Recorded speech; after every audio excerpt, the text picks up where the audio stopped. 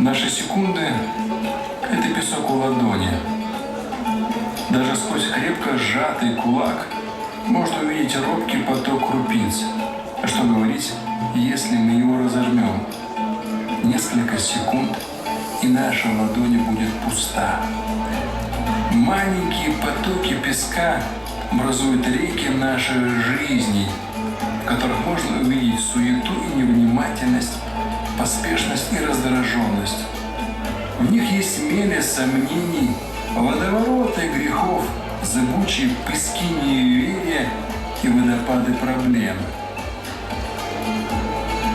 Мы живем похожими жизнями, рождаемся беззащитными. У каждого из нас 24 часа в сутки, 365 дней в году. И покидаем мы этот мир в одиночестве. Каждому из нас в суете жизни свойственно попадать в песчаные бури, когда мы можем быть невнимательны к близким, небрежны к молитвам, несправедливы к другим, скупы в благом и расточительны в грехе. А между тем, крупицы наших секунд безвозвратно просачиваются, и их количество очень обманно. Жизнь течет.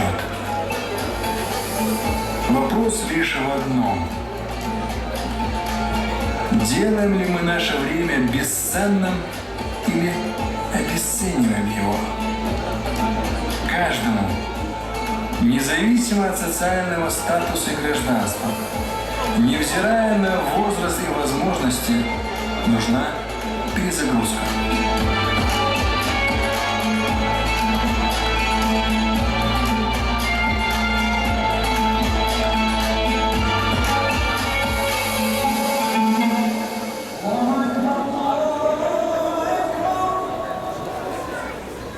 Открыл своему внуку одну жизненную истину.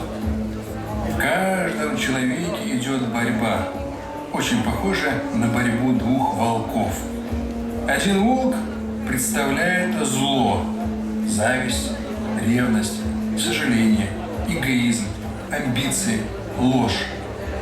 Другой волк представляет добро, мир, любовь, надежду, истину, доброту и верность.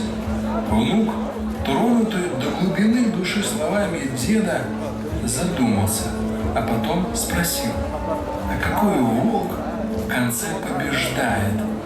Старик улыбнулся и ответил: всегда побеждает тот волк, которого ты сам кормишь.